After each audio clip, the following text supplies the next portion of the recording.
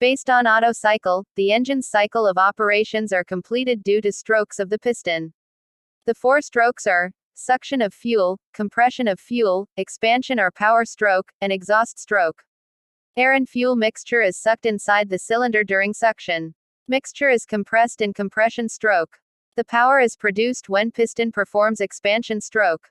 Spark ignition takes place, which ignites the fuel to carry out combustion. Burnt fuel is taken out during exhaust stroke.